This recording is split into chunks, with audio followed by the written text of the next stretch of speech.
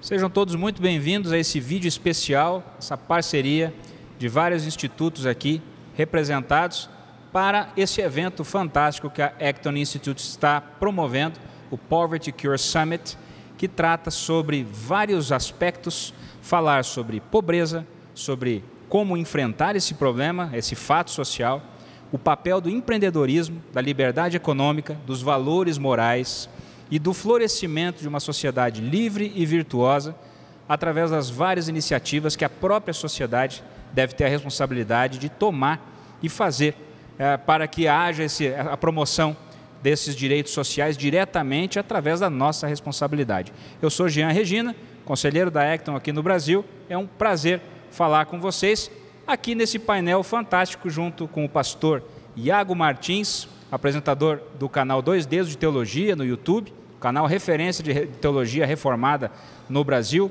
o reverendo Ernie Seibert, diretor executivo da Sociedade Bíblica do Brasil, e o Dr. Tiago Vieira, presidente do Instituto Brasileiro de Direito e Religião.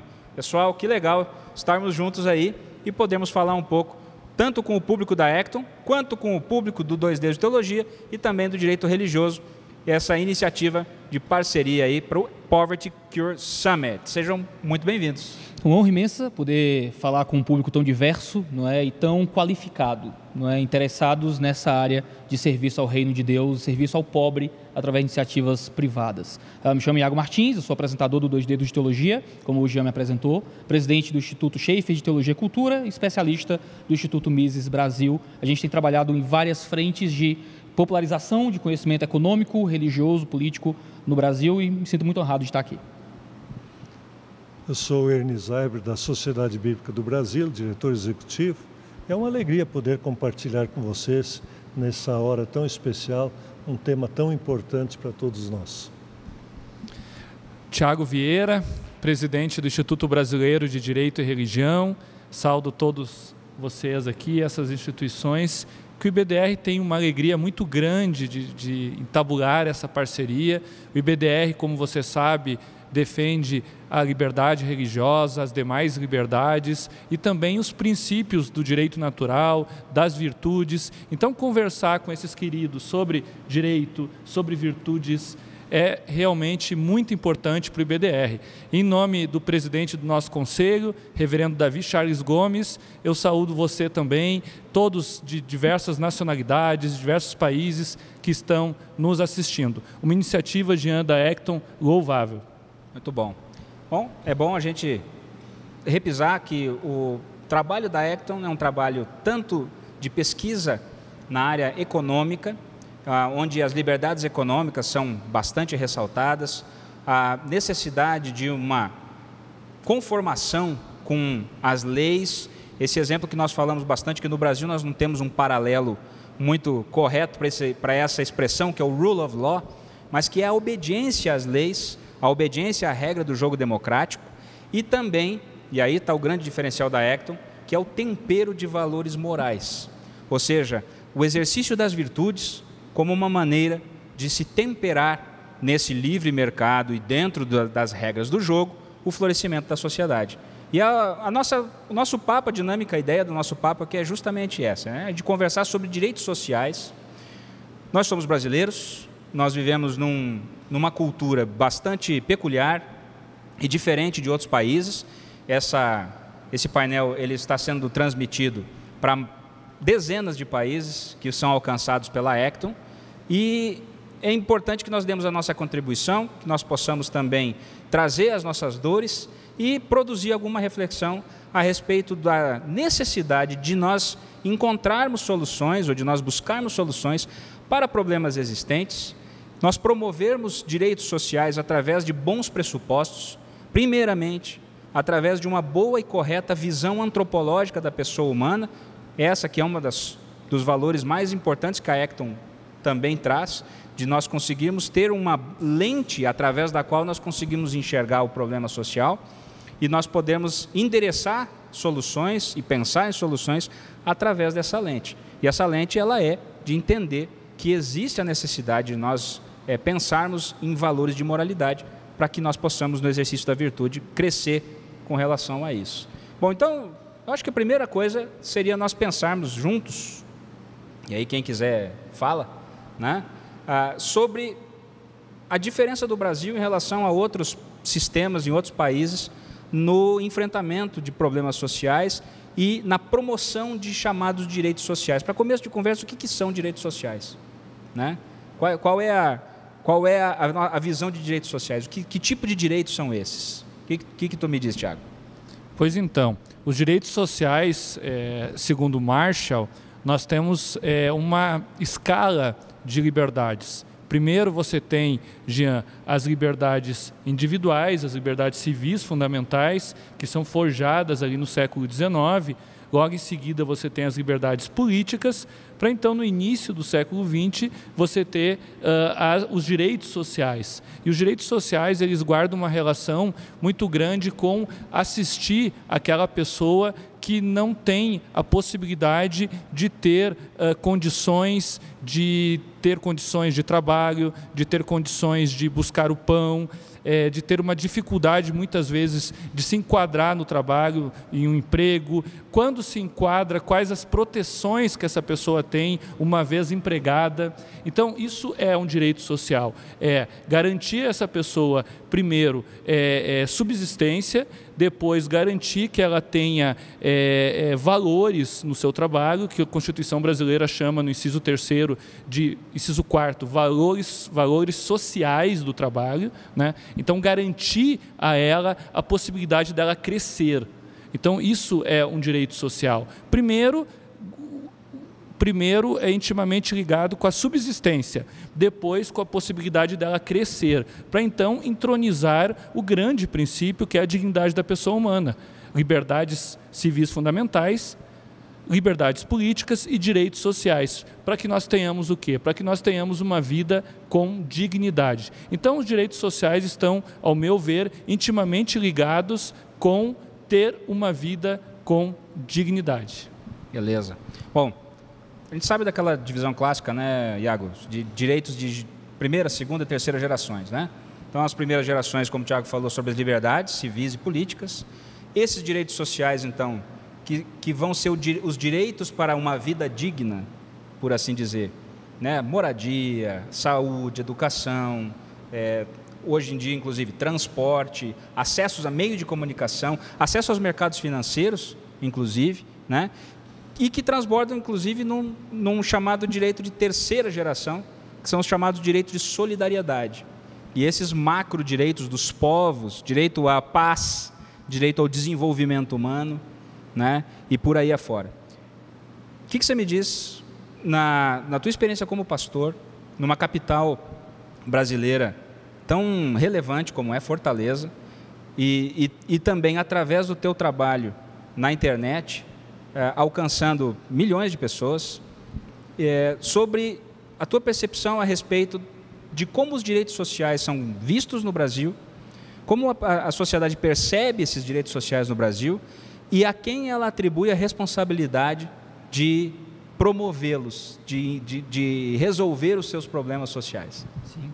Tem dois autores que eu creio que contribuem muito para esse debate. Um é brasileiro, não é? Então boa parte do público que vai nos ouvir não tem acesso ainda ao texto, mas é um autor conservador chamado Bruno Garchagen. Ele escreveu um livro chamado Direitos Máximos, Deveres Mínimos, onde ele estabelece que existe uma grande diferença entre o que é um direito e o que é um privilégio, e que a nossa cultura desaprendeu a separar as coisas. Cresce que tudo aquilo que se demanda se torna um direito. Não é? A gente vive numa cultura extremamente emotivista e afetiva, em que a gente torce todas as instituições para que elas existam para a satisfação de todas as minhas vontades e desejos. Então, coisas, não é, objetos da realidade que eu deveria conseguir através ou de um esforço pessoal de busca pela felicidade, ou através de outros exercícios no mundo, ou até mesmo receber através de iniciativas de caridade, eu acredito agora que é um direito, é algo que eu mereço receber e que é injustiça que eu não receba. E essa é uma linguagem importante, e aí eu já entro no segundo autor, que é o famoso Thomas Sowell. Thomas Sowell escreveu The Quest for Cosmic Justice, onde ele fala que na sociedade moderna, justiça parou de significar algo procedimental para se tornar algo teleológico. Ou seja, a gente não fala mais de igualdade formal, em que todos somos iguais perante a lei, mas sim de igualdade material. É injusto que você tenha mais e eu tenha menos. Então, o que é justiça dentro da visão moderna? É justiça que todos tenhamos as mesmas coisas. Não importa o meio pelo qual isso vai acontecer. E ele vai dizer que isso é um desejo por justiça cósmica.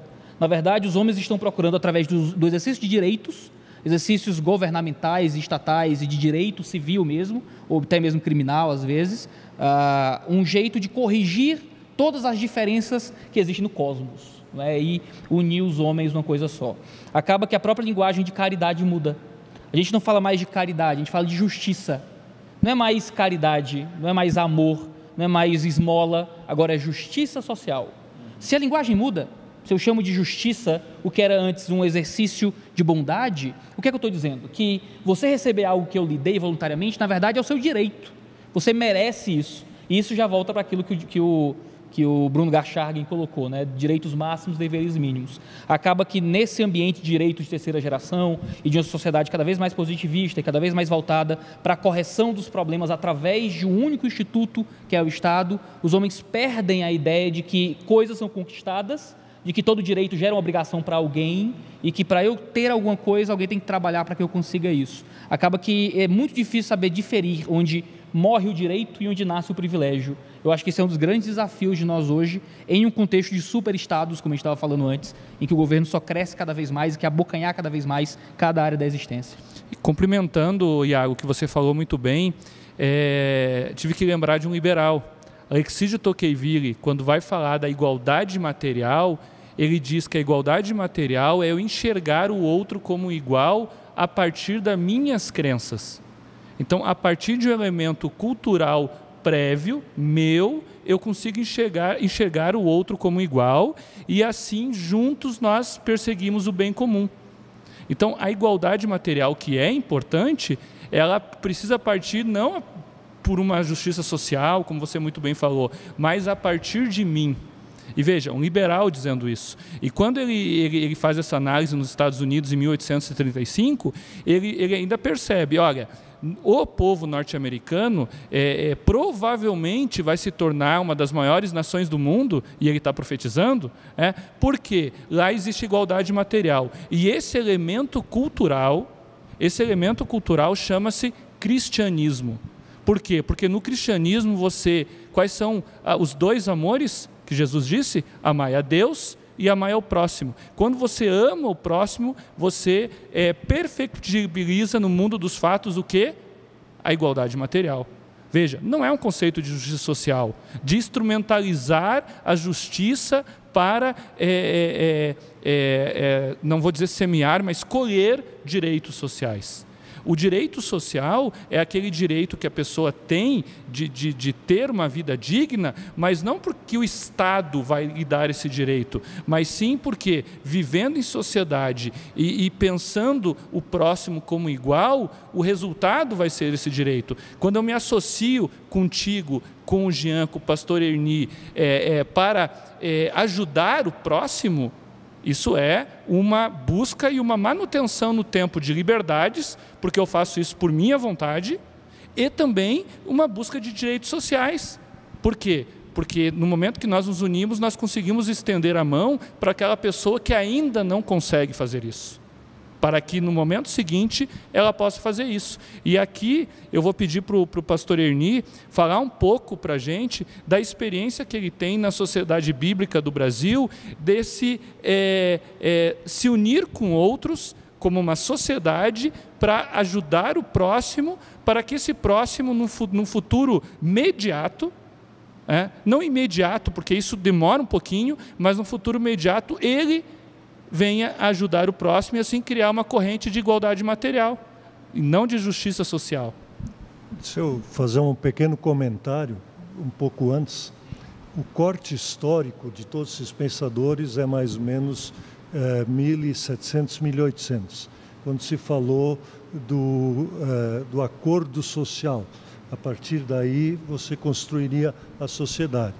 E filosoficamente ali é o fim do idealismo com o Immanuel Kant e começa com um novo momento onde o positivismo de Augusto Comte entra cada vez mais forte. E aquela passagem é muito interessante filosoficamente. Do ponto de vista do idealismo de Kant, Aquilo era uma superestrutura de pensamento muito bem montada, onde aquele mundo era o ideal, mas onde o povo morava, se dizia, era um belo palácio e eu moro aqui do lado numa pocilga. Então, você agora precisava um novo arcabouço para se entender. E aí, Augusto Comte começa a fazer essa ideia do progresso, de onde vem esses estágios, 1, 2, 3, até o estágio. E aí começam interpretações filosóficas e ideológicas diferentes da nossa sociedade, e é o caldo que nós vivemos hoje aí dentro. Se você volta um pouco antes, num corte histórico, e vai para o Renascimento, e aí vem a Reforma, aí você tem uma outra visão, não de direitos, mas de deveres. E os reformadores, naquele tempo, escreviam a tábua dos deveres, não a tábua dos direitos.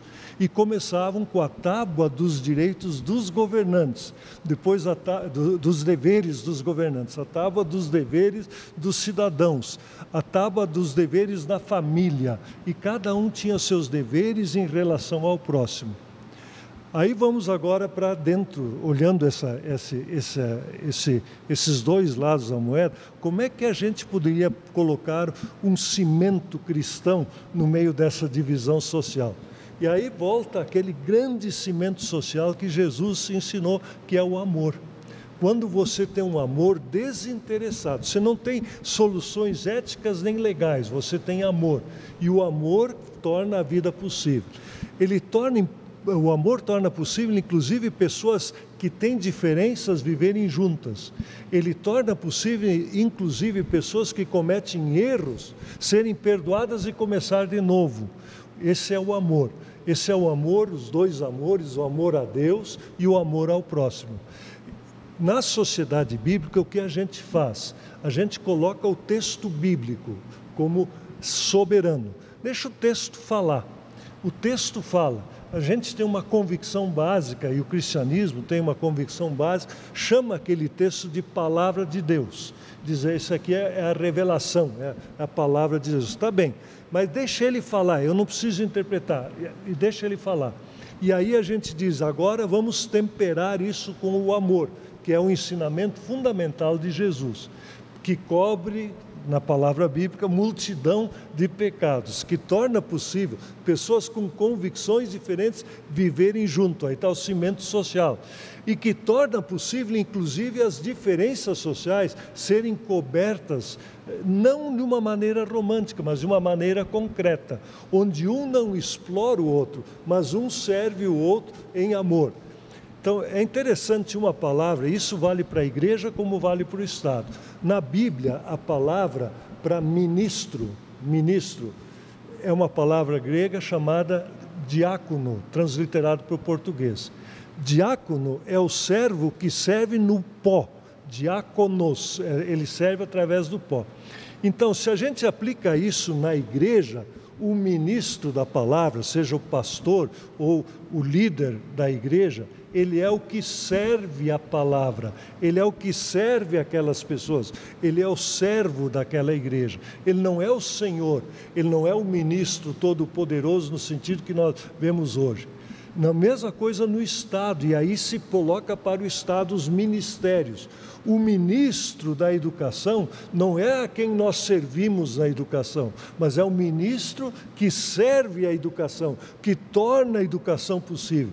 O ministro da economia não é para se servir da economia, mas é o ministro que faz com que aqueles recursos sejam distribuídos até em amor para os mais necessitados. E aí muda totalmente de figura, uma nova perspectiva social que isso traz e torna a vida muito mais possível, até entre diferentes. Eu só queria dar essa entrada aqui no assunto. Fantástico. Essa perspectiva é legal justamente porque a igualdade ela deveria, então, realmente nos colocar num mesmo patamar, e a caridade, o amor, faria com que voluntariamente nós descêssemos um degrau para servir. Então, sempre que eu exerço uma vocação, eu estou descendo um degrau e eu estou me colocando a serviço, à disposição, né, do meu próximo, para cuidar desse meu próximo. E aí, óbvio, existem as várias diferentes lentes teológicas que vão encontrar o seu caminho, e aí é legal de a gente também pensar sobre isso, nós temos as várias possibilidades de nós enxergarmos a necessidade de servir e o conteúdo do serviço, mas nós vamos sempre chegar num acordo prático de que servir é importante, né? Porque servir, cada um tem a sua liberdade de pensar o porquê serve, mas servir é um lugar comum, né? É um lugar comum. E aí que é importante, bom, a gente tem uma base ideária sobre a coisa, e essa é o frame inicial que a gente está pensando. Agora, eu acho que seria legal a gente pensar sobre a realidade brasileira, né? Nós trazermos a realidade brasileira, apresentarmos a realidade brasileira para quem não a conhece e discutirmos a realidade brasileira com a audiência brasileira que está nos assistindo, né? Que é justamente nós pensarmos isso. Bom, nós sabemos então que existe esse pensar a respeito do servir o próximo, existe a necessidade disso, a sociedade é uma sociedade organizada de uma certa forma, o Estado está posto, como está posto, aí se é um pensador hobbesiano, vai pensar que é o Estado então que criou direitos e que concede esses direitos, se é uma outra corrente filosófica, vai pensar que existe então a sociedade política acima do Estado, que instrumentaliza o Estado para a promoção do bem comum e lhe delimita algumas atribuições e lhe impõe alguns limites, para que ele não possa também ir além dos seus limites. E aí nós vamos lembrar da frase famosa do Lord Acton, que é a frase que inspira, inclusive, também o Instituto, né? O poder tende a corromper, e o poder absoluto corrompe absolutamente. Então, é sob essa perspectiva que nós temos que pensar. Se o poder não pode ser exercido de maneira concentrada pelo Estado, nós temos que enxergar alguma coisa além do Estado, né, Iago? E como é que fica a visão do brasileiro hoje sobre as instituições? O que são instituições? E como que eu posso enxergar instituições além das instituições estatais? Sim. A gente foi ensinado há muito tempo, desde os ambientes escolares mais iniciais, que o Estado é a nossa panaceia, é a cura de todos os males e que todos os problemas sociais precisam remeter a um gerenciamento central que vai dizer como as coisas devem ser.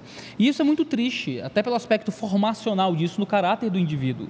Você aprende que você se exime da responsabilidade de corrigir problemas à sua volta para organizar a realidade a partir de um planejamento central. Outros institutos são vistos com desconfiança, enquanto o Estado não.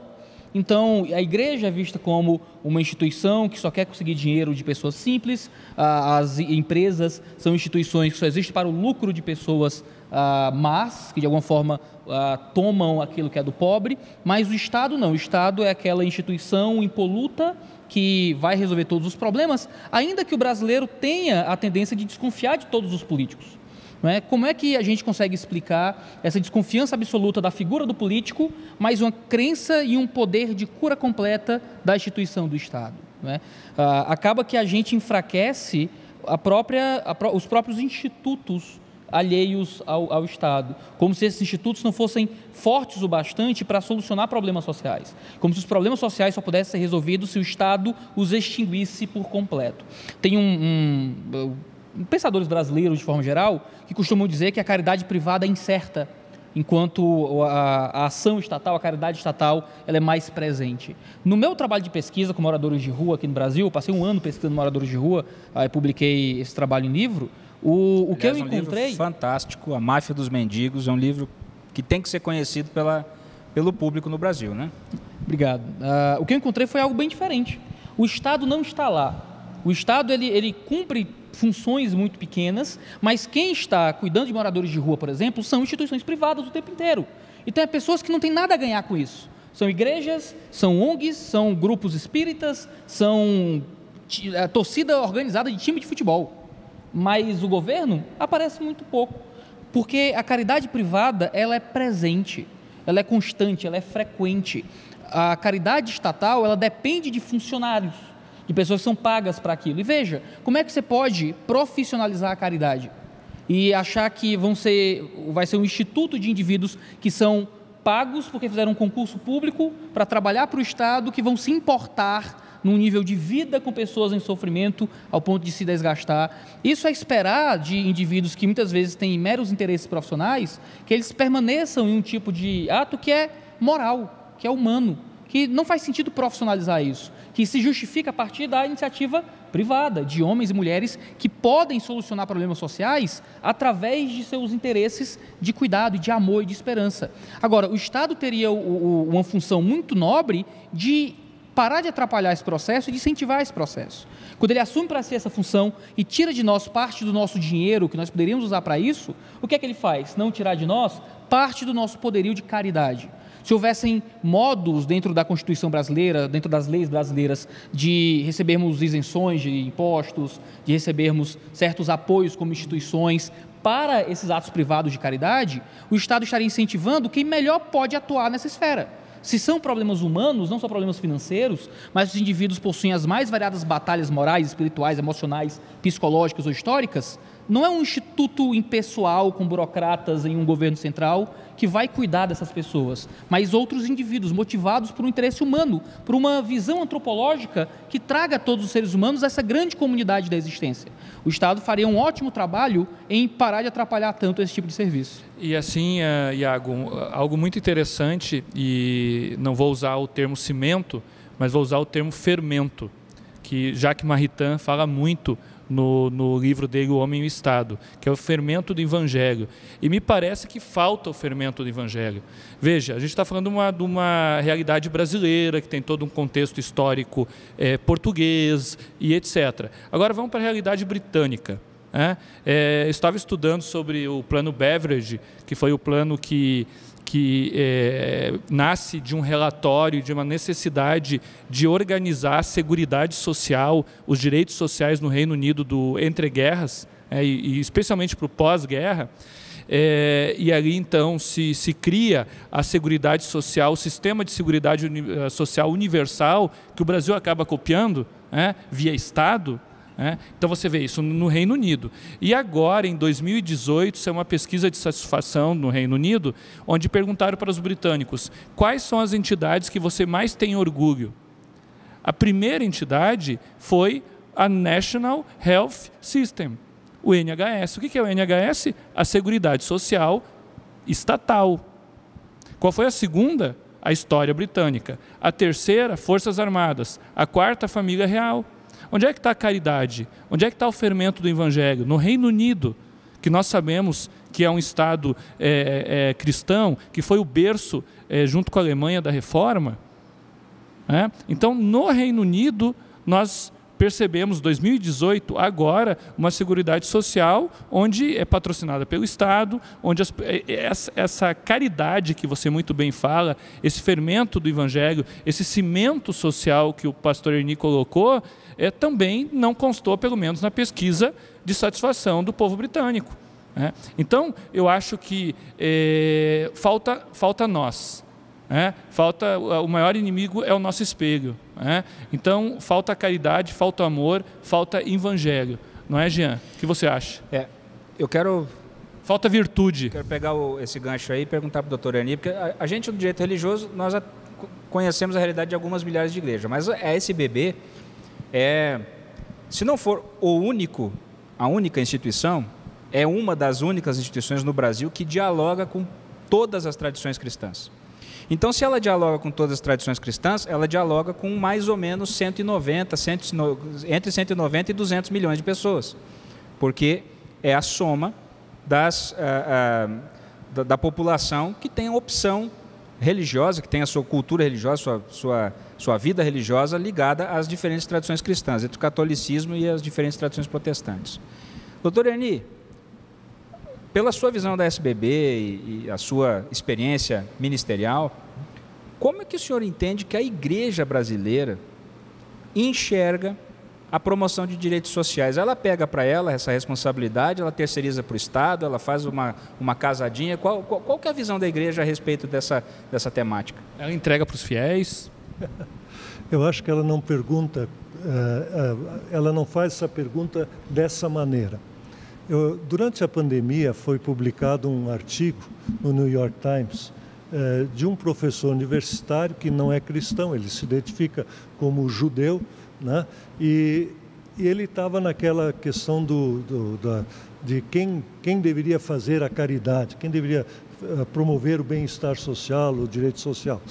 E ele disse que, querendo ou não, no mundo inteiro, quem promove isso são as religiões, diz ele, especialmente os cristãos. E por que ele diz isso? Ele diz porque se tem órfãos num lugar, de repente tem cristãos lá juntando esses órfãos, dando comida, casa e algum tipo de educação. Se tem gente doente, daqui a pouco tem cristãos lá fazendo um hospital e ajudando. Eles não perguntam de quem é esse dever, eles veem a realidade e fazem. Então ele disse, não tem, por exemplo, uma associação de ateus que faça isso. Ele disse, no mundo inteiro, gostando ou não, não tem, poderia ter, não é proibido ter, mas não tem. Né? Eles têm outros interesses do que esse da prática da caridade. Então é muito interessante esse artigo, porque chama atenção para uma realidade diferente. Agora vamos para... Desculpe interrompê-lo, mas é notável que orfanato geralmente tem nome de santo e não nome de cientista. Tá bom. Mas vamos agora para a nossa realidade brasileira. Tem algumas áreas do Estado que o Estado não está presente. Essas áreas do Estado onde o Estado não está presente, normalmente nós chamamos de favelas, cortiços, alagados e assim por mangues, áreas ribeirinhas na Amazônia. Ali o Estado está presente de uma maneira muito sutil, se é que ele está presente. Ele não consegue entrar. Em algumas dessas áreas, ele não consegue nem entrar com a força policial. No entanto, em todas essas áreas, quem dá um sentido de cidadania para aquelas pessoas são igrejas. E igrejas mais humildes e mais diferentes, não são as grandes igrejas organizadas em geral, mas igrejas que vão lá. Houve um estudo há uma década atrás, numa favela no Rio, quem provocava o sentimento de cidadania entre aqueles cidadãos. E eles descobriram que naquela favela, onde o comando era o comando das drogas, onde eles comandavam, eles ajudavam a comunidade, então o Estado ali estava, o Estado oficial ausente, havia um novo Estado, mas quem tinha o sentimento de provocar o que a pesquisa chamava de cidadania foi uma surpresa. Foram alguns que eles chamavam crentes, entregando folhetos da sociedade bíblica com texto bíblico e iam de casa em casa entregando, eles eram moradores da comunidade, diziam, isso vai melhorar a nossa comunidade. Eles tinham essa esperança que, entregando aquela mensagem, a comunidade deles fosse melhorada. Então veja, em resposta, é assim que a igreja, o povo de Deus reage. Ele vê a necessidade, ele atua. Ele não procura. E muitas vezes o Estado tem dificuldade, inclusive, de regulamentar. O Estado tem contradições internas que quem trabalha com entidades de bem-estar social, de serviço social, sabe. Muitas vezes, um departamento, um ministério do governo dá uma autorização para entrar num certo regime legal, e o outro departamento do governo, o outro ministério vai lá e multa aquela entidade, se você não é isso, mas a entidade não se autodenomina, e você vive num conflito legal entre ministérios do mesmo governo. Isso mostra que há um desentendimento, e há um vazio legal nessa área, porque só algumas coisas são entendidas como bem-estar ou serviço social. Outras coisas não são entendidas assim. Então o Estado se julga, e eu não digo a entidade do Estado, quem fez a legislação, diz, isso aqui é tipificado, inclusive uso muito essa palavra hoje, tipificado, que vem, eu não sou advogado, mas me disseram que vem do direito penal. Você tipifica uma ação para poder condenar.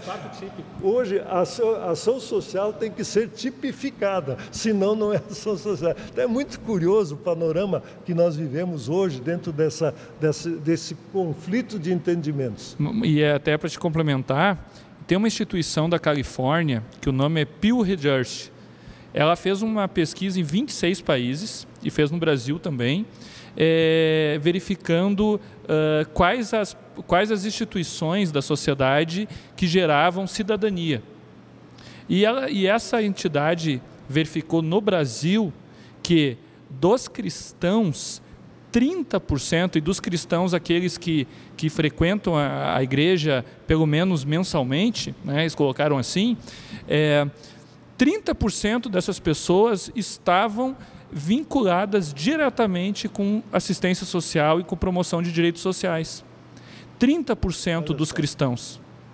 Então, o maior número de pessoas engajadas com causas sociais de forma individual e coletiva, sem ajuda do Estado, são pessoas cristãs, pessoas de dentro da igreja.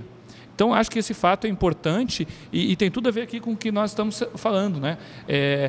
A religião, a fé, ela é uma instituição importantíssima na sociedade e é uma instituição que gera cidadania, e se gera cidadania, ela vai acabar também gerando democracia.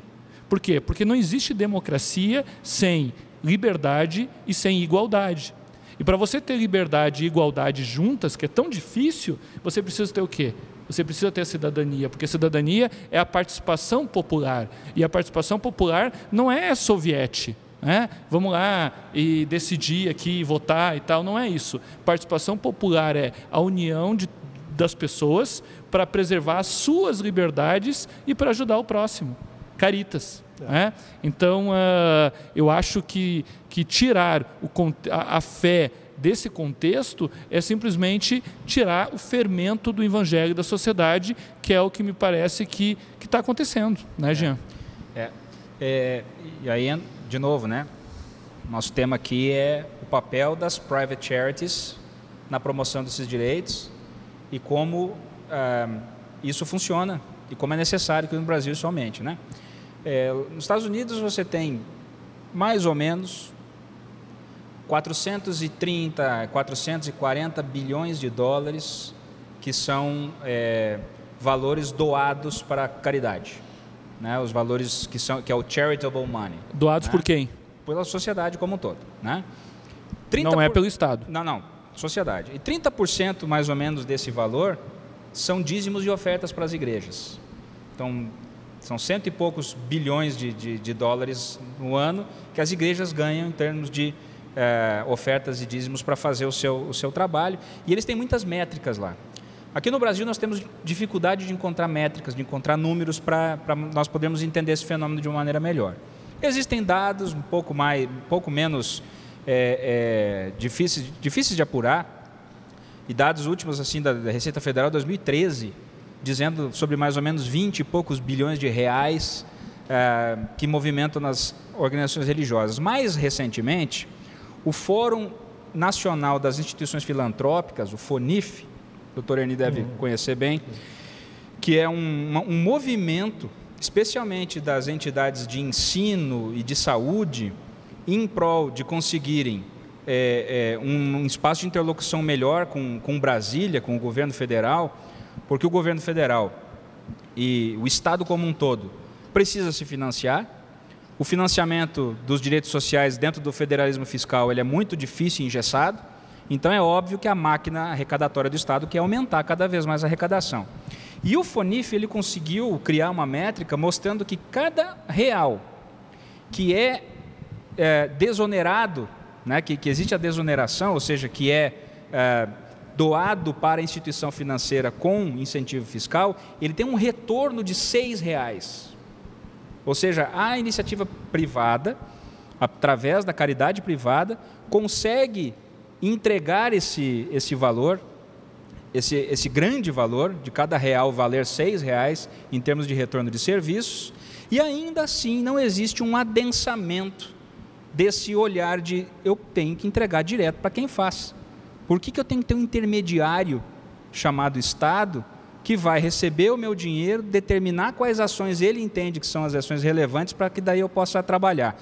Como é que a sociedade bíblica se vira nesse caminho? Porque, afinal de contas, vocês são uma instituição que existe há décadas, que vive do fundraising, que vive, né, como uma ONG e que tem esse desafio enorme num país estatista como o nosso. A gente, na verdade, tem uma atividade fim que a gente chama de transformar vidas, e a atividade meio, né, que nós temos é traduzir, produzir e distribuir Bíblias e, com isso, arrecadar dinheiro para a atividade fim. E essas Bíblias são utilizadas na atividade fim, que é, por exemplo, recuperação de drogados, atenção a crianças, atenção a idosos, atenção a presidiários, atenção a famílias desestruturadas, todos os públicos de atenção da área social dentro do Estatuto Brasileiro, nós procuramos atender dessa maneira. No entanto, é muito difícil para a gente, porque, por exemplo, quando a gente faz fundraising no sentido restrito do termo, uma pessoa para doar para a sociedade bíblica, ela tem que estar disposta a doar direto para a sociedade bíblica sem ter benefício algum Não existe esse tax deduction, né? Não existe tax deduction, que é um grande fator de aumentar a arrecadação em outros países. Até existe, mas ele é feito de tal forma que a doação, em vez de ir para a entidade, vai para o Estado, que se apropria do dinheiro e cria normas próprias para que esse dinheiro possa ser empregado. Então, você realmente, para ajudar aquela entidade, você tem que fazer uma maratona legal para poder ter. Nós nunca, na Sociedade Bíblica, nunca tivemos esse benefício da doação. Mas temos muita gente que, apesar de tudo, nos doa. E aí você tem hoje a ameaça da dupla taxação, porque o sujeito é o dinheiro dele, que ele já pagou impostos sobre eles, e aí você recebe uma doação e ele é taxado novamente, a bitributação. Eu quero aproveitar aqui e colocar uma pimenta aqui nesse assunto, para ficar um pouco mais animado. E aí eu quero trazer o Iago para essa pimenta aqui. A pimenta é coisa de baiano. Não é coisa de cearense, né? Mas no Ceará a gente gosta de pimenta. Gosta também? Gosta. Ah, então tá bom. A gente está falando aí de amor ao próximo, de caridade e da falta de. E aí me lembra um pouco um contexto da reforma, porque a gente fala de amor, a gente lembra de piedade. E aí nós temos um movimento de reformados no Brasil hoje, muito importante. Mas também, e aí eu não vou fazer uma afirmação aqui, mas eu vou perguntar para o teólogo Iago Martins, 2 dedos de teologia. Lá no século XVI, no século XVII, nós temos a reforma acontecendo e um processo educacional muito grande, de estudar teologia, e de certa forma isso acabou levando algumas pessoas ao nominalismo, e aí você tem o nascimento do puritanismo e do pietismo. Será que esse movimento de reforma que tem no Brasil também não está fazendo os jovens estudar muito teologia e esquecer do amor ao próximo? Você faz a pergunta e eu tenho que fazer a afirmação que vai me prejudicar, né? Tudo bem. Mas eu tendo a concordar que essa é uma realidade possível, mas remediável. O que eu quero dizer com isso? O processo de crescimento e popularização da teologia reformada no Brasil se deu por moldes muito diferentes daquilo que a gente encontra em outros países. O Brasil sempre foi um país profundamente pentecostal, dentro dos seus movimentos evangelicais, hiper carismático e hiper pietista. E parece que a gente fez o caminho inverso. Ao invés do movimento reformado gerar pietistas, como aconteceu na história da reforma, a gente tinha uns grupos historicamente próximos do que a gente chamaria de pietismo, se tornando reformados. Então, o que é que eu encontro prioritariamente nas minhas viagens pelo Brasil, conhecendo outras igrejas? Pessoas que mantêm um espírito muito avivado, vindo de um tipo de comportamento mais próximo do pietismo, mas que agora se interessaram por um conhecimento teológico mais robusto. Então, eles conseguem pegar o melhor dos dois mundos e conseguir aplicar isso na prática. Claro que isso não representa todo o movimento e, infelizmente, há essa volta para um tipo de nominalismo, até mesmo para um movimento mais secularizado e para um tipo de ortodoxia morta que não coloca em prática os elementos da fé. É muito perigoso que todo avivamento teológico venha com um esfriamento do vigor cristão. E tudo se resuma a escritório, gabinete, livros e produções, e não mais se manifeste em um amor ao pobre, ao desfavorecido, ao necessitado, como sempre fez parte do que é o cristianismo. Eu lembro daquela famosa carta de Trajano a Plínio, quando ele diz que os cristãos cuidam dos seus pobres e dos nossos. né, que era muito difícil acabar com o cristianismo se eles cuidavam tanto assim dos pobres, né? E a gente deveria ter essa realidade, e tem essa realidade, né? Mas essa deveria ser uma realidade global, mais firme, mais visível. Infelizmente, os inimigos da fé nunca vão querer aceitar isso, de que nós estamos produzindo caridade em um nível que instituições laicas não têm conseguido produzir. Tanto que, na minha pesquisa com os moradores de rua, eu encontrei tanta caridade privada, que a gente encontrou um problema oposto, né, de má administração dessa caridade. A gente não doa as ruas de benefícios aos desfavorecidos, ao ponto de algumas pessoas se aproveitarem disso, mas já é outro assunto. Mas quero elencar isso para deixar claro que a igreja está trabalhando. E os movimentos mais pietistas, que são mais presentes dentro dos ambientes de caridade, não são os únicos grupos que estão lá. Igrejas reformadas, igrejas mais tradicionais, igrejas de histórico mais fundamentalista, também estão presentes nas ruas, cuidando do necessitado, cuidando do pobre e fazendo um tipo de trabalho que o Estado diz que é dever dele fazer, toma de nós recursos para fazer esse dever, mas que não põe em prática, fica apenas com o recurso para si. Você confirma a pesquisa, então? Sim, confirmo. Bom, eu acho que a gente tem um material muito legal aqui já para que nós possamos endereçar o ponto da nossa conversa, né? Existe a responsabilidade, e aí, de novo, aquele acordo pragmático para fazer o bem.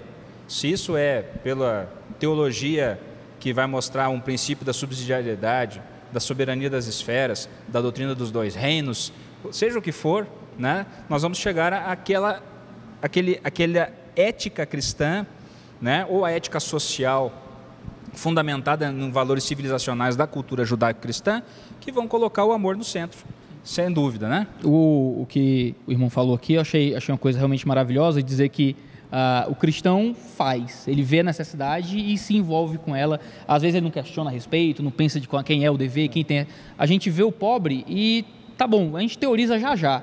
Vamos dar comida, vamos ajudar. E isso é uma coisa muito bonita de ouvir, porque às vezes até quando tem esse lack of knowledge, né, esse abismo às vezes entre as razões, os motivos, há uma coisa que move o cristão em direção à caridade, que é justamente o fato dos dois amores que nos guiam em tudo.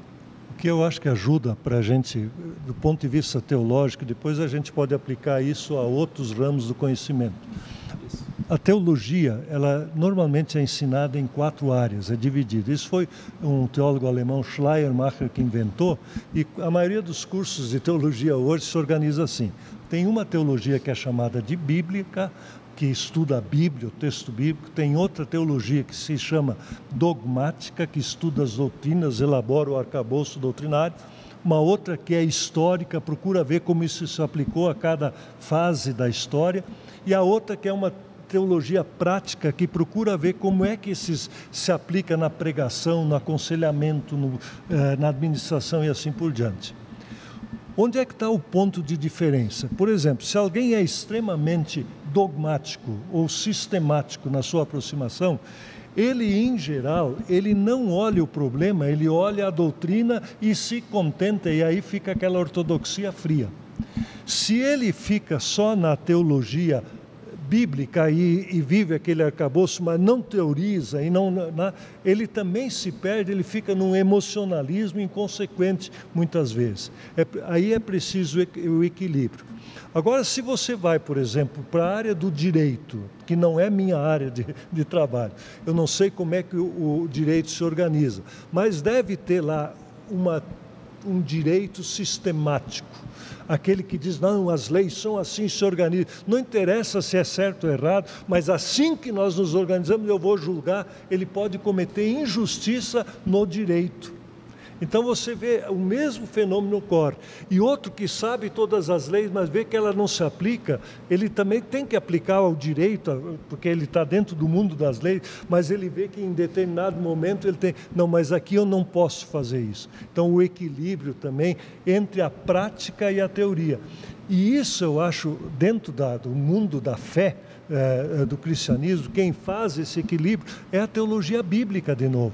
A teologia bíblica tem que entrar na sistemática, ela tem que entrar na história, ela tem que entrar na prática. Quando você começa a isolar as coisas dentro da teologia, você cria tipos de cristianismo, mas perde a essência que é a da vida cristã. Eu acho que essa visão do equilíbrio, ela nos ajuda. No tempo do pietismo e da ortodoxia, eles tinham duas expressões latinas. A ortodoxia dizia assim, fides, a fé a qual você crê. Então você tentava ver qual era a fé em qual você cria e fazia todo o arcabouço doutrinário. Isso aqui é a ortodoxia. E o pietismo veio como reação dizendo é a fé com a qual você crê, a sua fé, a sua confiança. O encontro dos dois é saudável. É isso que eu tentei. E onde é que se dá o encontro dos dois? Quando os dois voltam para a Bíblia. Ali está de novo, eu uso, pode ser, eu gostei da expressão no Maritem, eu conhecia, mas não me lembrava do fermento. O cimento não é no sentido de endurecer as relações, mas no sentido de trazer a união das pessoas entre si. De ser uma espécie de amálgama, né? Isso, amálgama, isso. Exato. Bom, nós temos aqui então, assim, Tiago e eu somos dois operadores do direito e somos estudantes iniciantes de teologia. Agora especialistas em teologia pela UBRA. Teologia bíblica. Pela UBRA. Você quer fazer um pós em teologia, faça na UBRA. É isso aí. ubra.br, a propaganda. Muito bem. Momento Maguila aqui no nosso vídeo. E nós temos o Dr. Ernis Heibert, que é doutor em teologia, e o pastor Iago Martins, que não é ninguém aqui nesse grupo. Para com isso. Pastor Iago Martins, que é especialista no Mises. Sim. E é especialista numa escola de economia, que é muito querida pela Ecton, mas que é muito pouco conhecida pelo público brasileiro. Então, eu acho que assim, para nós podermos encaminhar um encerramento, seria legal nós termos o... Já, Jean? Mal começamos a conversar. Tudo que é bom dura pouco. E desde já também querendo agradecer... Tinha uma outra pergunta capiciosa para o Iago. Desde já querendo agradecer a comunidade evangélica luterana da Esperança, exato, na pessoa do pastor Roberto Kunzendorf Jr., nosso querido amigo, que nos cedeu gentilmente o espaço para fazermos esse vídeo aqui também. Eu acho que seria legal nós termos assim, ó, nós estamos falando com um público, de novo, heterogêneo. Nós temos doutores, nós temos pessoas que entendem de economia, nós temos teólogos e nós temos uma miríade de estudantes e de pessoas de fé que estão buscando entender razões públicas para a sua piedade, que exercem sua piedade, mas que querem entender razões públicas e o seu lugar no mundo e como pode fazer diferença na sociedade. Então seria legal nós termos um olhar sobre responsabilidade social privada, sob uma perspectiva econômica, mas pincelada por valores cristãos, com esse olhar da teologia já bíblica e também como o mundo do direito pode contribuir nesse processo. E assim a gente faz um fechamento aqui do nosso painel. Iago, economia e direitos sociais no Brasil. Eu acho que esse é um tema extremamente urgente, porque quando a gente discute economia no Brasil, a gente está discutindo matemática, basicamente. Nossas escolas econômicas no Brasil se resumem a criar modelos em computador de sociedades ideais que, ceteris paribus, não existem na realidade. O que é muito medíocre acerca do nascimento e do crescimento da economia. A ciência econômica nasceu dentro da filosofia moral e foi se desenvolvendo para discutir elementos que vêm da teologia moral. Lá na escolástica, né? Exato. Você volta para a escolástica tardia e hispânica com Tomás de Molina, você pensa em Tomás Soares. de Mercado, Soares, esse pessoal todo.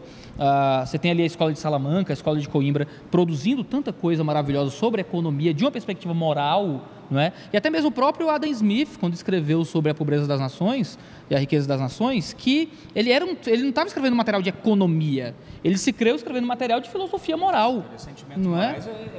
Fala no microfone. Teoria dos Sentimentos Morais, que é a grande base. Isso, foi grande obra anterior, né, a sua obra que fundou a economia de alguma forma.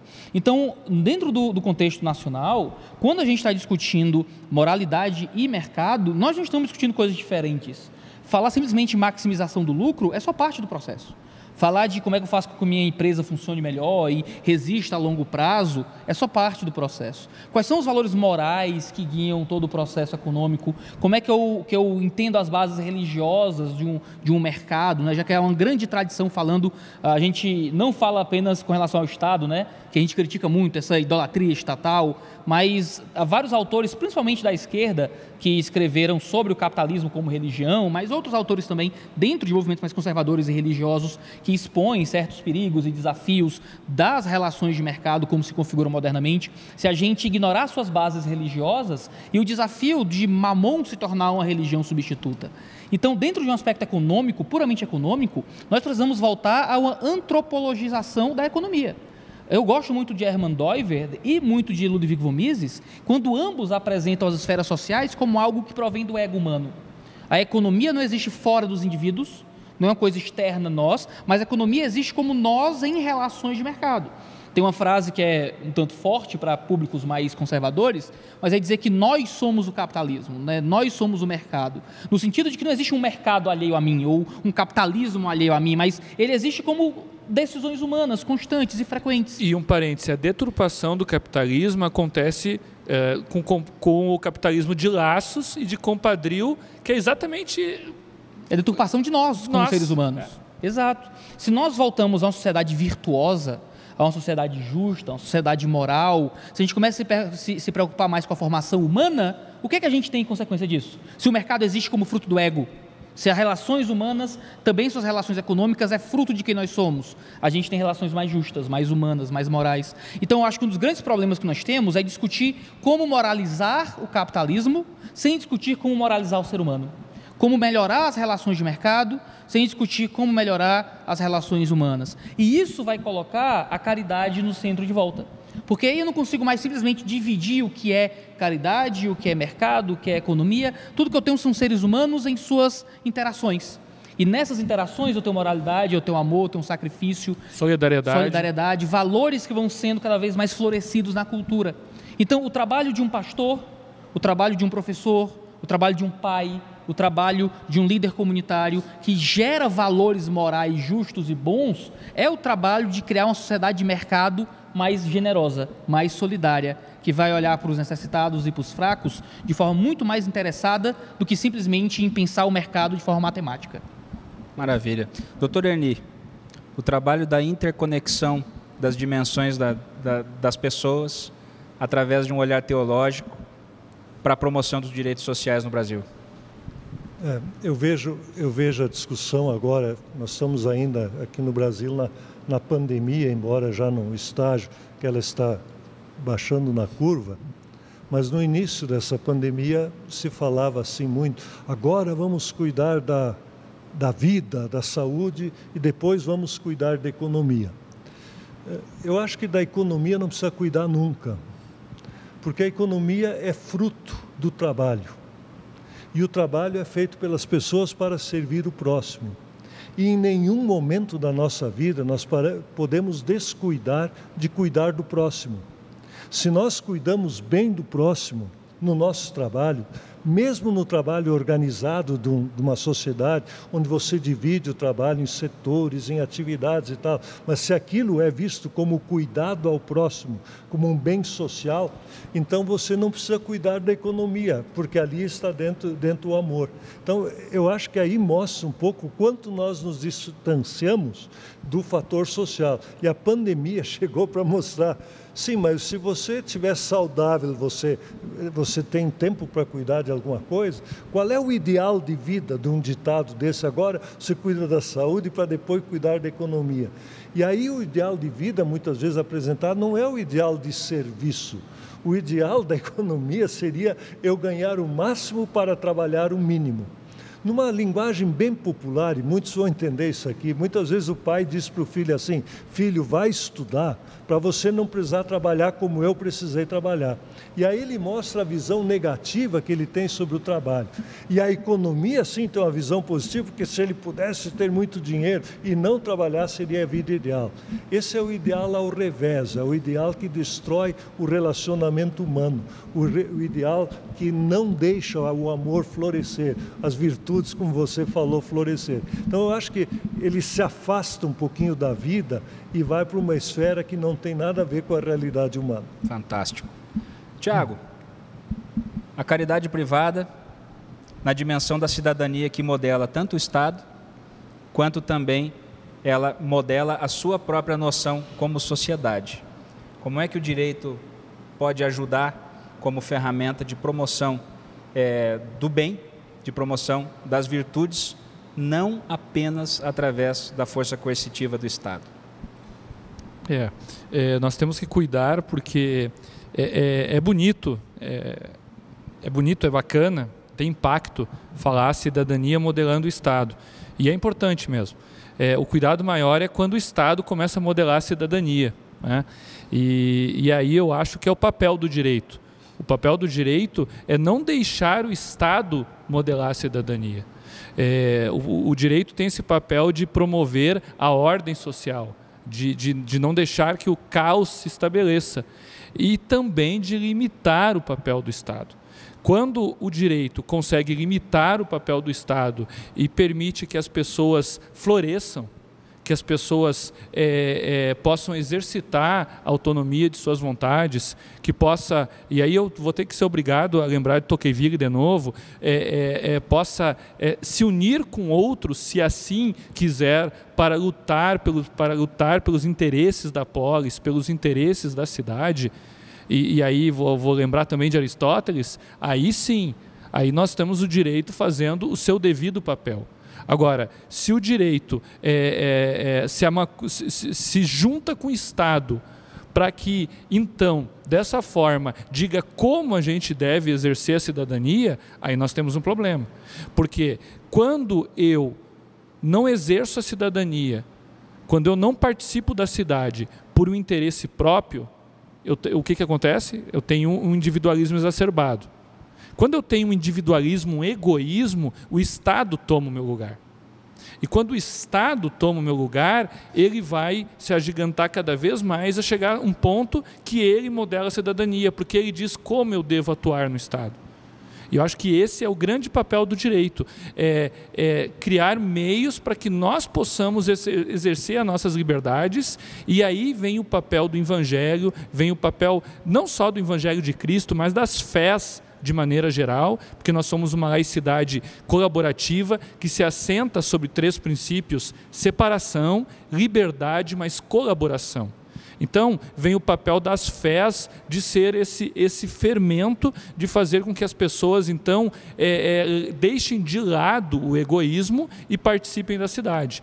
E aí, Jean, tu perguntou para nós outros e eu vou perguntar para você, então. Tem um grande autor italiano, Luigi Zingales, que escreveu uma obra muito interessante, que o nome da obra é Capitalismo para o Povo. E eu queria que tu falasse um pouquinho para nós, e aí eu acho que consegue fechar todo esse painel, como o capitalismo pode ser para o povo, como a gente pode tornar algo que para alguns é opressor, para alguns oprime os necessitados, né? Algo que é para o povo. Dá um pouquinho para nós dessa visão de Zingales. Claro, ele está escrevendo isso para os Estados Unidos da América, mas essa visão de Zingales, no nosso contexto, tentando aí trazer um pouquinho que o professor Ismânio fala sobre solidariedade. Esse olhar do capitalismo como algo inerentemente mal é muito engraçado, porque ele contrasta com uma visão que acabou ficando solidificada na sociedade secularizada de que o homem é inerentemente bom, né? E é engraçado quando esse contraste acontece, porque se o homem é inerentemente bom, como vai produzir uma coisa ruim, assim como o capitalismo? Na verdade, se nós formos olhar através de uma visão antropológica de que o homem, embora tenha sido feito bom, é um homem que está sob os efeitos de uma queda, e que por conta disso ele não tem a capacidade para o bem diretamente, e aí começam as várias diferentes tradições espirituais que vão falar sobre isso. Não podemos esquecer que o cuidar do jardim já existia antes da queda, lá em Gênesis 2. Só vamos pensar também sobre essa perspectiva. Assim sendo, cuidar uns dos outros, atendendo às diferentes vocações. Padre Cirico tem uma obra fantástica sobre a vocação empreendedora, que foi inclusive o estopim do lançamento da própria Ecton como instituto, que foi justamente buscar educar uma comunidade religiosa, a sua paróquia de fé, onde empresários se sentiam cidadãos espirituais de segunda classe, porque viviam para o capitalismo, viviam para a promoção do lucro e assim se sentiam cristãos menores. E o resgate da vocação empreendedora é justamente entender que há um chamado para o cuidado da cidade, na promoção de emprego, na geração de impostos, e assim fazendo com que exista... E esse é o capitalismo para o povo. E esse é o capitalismo para o povo. Né? A partir do momento em que eu, que sou igual, desço um degrau, sirvo o próximo, através da minha vocação, organizando o trabalho, gerando emprego, gerando impostos e assim ajudando no florescimento humano, eu estou usando instrumentos para a promoção de virtudes. E o gerar lucro não é o problema em si. O uso responsável desse lucro é o que vai fazer com que eu, como empresário, tenha um uso virtuoso dos recursos que me foram alcançados. Então, o capitalismo para o povo, no Brasil, talvez é tirar um pouco esse olhar de essencialmente ruim em torno do fenômeno da empresa, do empreendedorismo, e, ao contrário, entender que o empreendedorismo é uma das chaves para a cura da pobreza. Que o empreendedorismo responsável, em que se usa os recursos e que também se organiza o trabalho com os diferentes talentos num ambiente de liberdade, com leis e com segurança jurídica, se pode promover o florescimento humano no uso das suas potencialidades. Essa é a missão da Ecton, essa é a missão da Ecton no Brasil, de trazer esses conceitos aqui para a nossa sociedade. Bom, eu acho que temos aqui um painel fantástico. Eu quero agradecer novamente pela oportunidade de nós produzirmos esse material. Certamente ele vai ser um material extremamente útil para a audiência da Ecton, mas também para a audiência do 2D de Teologia, do Direito Religioso, da SBB e do IBDR, que é o objetivo de nós servirmos a nossa sociedade. Então eu quero deixar cada um dar a sua palavra final, para que nós possamos então finalizar o nosso painel. Tiago? Eu quero agradecer a Ecton por essa oportunidade, quero agradecer a Ecton por vir para o Brasil, por começar a construir esse caminho de virtude, Jean, de virtude no empreendedorismo, de um capitalismo para o povo, aqui no Brasil também. Aí o IBDR é parceiro, o Conselho Deliberativo do IBDR é parceiro da Ecton, o reverendo Davi Charles Gomes é um admirador das ideias da Ecton, eu sou um admirador. Então a minha palavra final é uma palavra de alegria, né? Com esse evento, com essa parceria, também de alegria de estar aqui com o reverendo Erni, alguém que eu admiro muito há muitos anos, também do nosso querido pastor Iago, alguém que eu também admiro, que eu sigo há bastante tempo nas redes. Então realmente é um momento bacana, um momento em que amigos se encontram para trazer algo sensacional para o Brasil, que é essa ideia, empreendedorismo com virtude. Muito obrigado. Valeu, doutor Erni. Uma palavra de gratidão pelo convite para estar aqui e uma palavra de incentivo para que esse tipo de reflexão interdisciplinar aconteça mais. Eu acho que isso já é um processo virtuoso, onde pessoas com diferentes formações, diferentes atividades, mas que têm o bem comum como um alvo a ser alcançado, dialogam e procuram se encontrar para promover isso. Muito obrigado pelo convite e por poder participar aqui. Maravilha. Iago? Agradeço principalmente a Ecton por essa oportunidade maravilhosa de poder expor algo da cultura brasileira e das vicissitudes do debate brasileiro acerca desse assunto. A gente tem pessoas de vários lugares do Brasil reunidos na capital do Brasil, né, aqui em Brasília, para fazer essa gravação. E é muito interessante saber que há um interesse em um instituto internacional de ouvir brasileiros, né, também. Isso é uma coisa muito nobre, é um espaço muito honroso para todos nós e me sinto muito grato por essa oportunidade de não só aprender com a Ecton, mas também poder contribuir nesse debate maravilhoso que se dá internacionalmente sobre caridade, pobreza e ações humanas em direção a isso. Agradeço a todos vocês por se colocarem também à disposição nesse sentido, o IBDR, a SBB, a Ecton Internacional, é uma coisa maravilhosa a gente poder ter essa conversa aqui e me sinto muito grato por isso. Muito obrigado. Jean, tuas palavras finais agora. Maravilha. Bom, eu quero agradecer a todos por terem atendido esse convite feito pela Ecton, E, obviamente, agradecer a Acton na pessoa do Chris Moran e do Father Sirico. Que legal nós podermos ter esse trabalho crescendo, criando corpo aqui no Brasil. Nós possamos ter mais iniciativas como essa. Se você que chegou no canal Direito Religioso, no canal 2 Deus de Teologia, nas redes da SBB ou do IBDR, quer conhecer mais o trabalho da Acton, olha na descrição do vídeo, você vai conhecer ali todos os links para que você possa conhecer o trabalho dela. E também você que participa do Poverty Cure Summit, conheça mais o trabalho das nossas entidades parceiras, que certamente vão continuar esses ideais aqui no Brasil. Muito obrigado, pessoal. Valeu. Jean, além do pastor Roberto, nós temos que agradecer também a nossa base do IBDR aqui em Brasília e agora da Acton, Jeová Barros. Dr. Jeová Barros. Júnior. Jeová Barros de Almeida Júnior. O homem da logística. É o conselheiro, o diretor institucional do IBDR. Sem ele, nós estaríamos perdidos, né? A pé. E a pé. É isso aí. E sem pouso. Muito bem. Bom, muito obrigado, gente. Até a próxima. Valeu.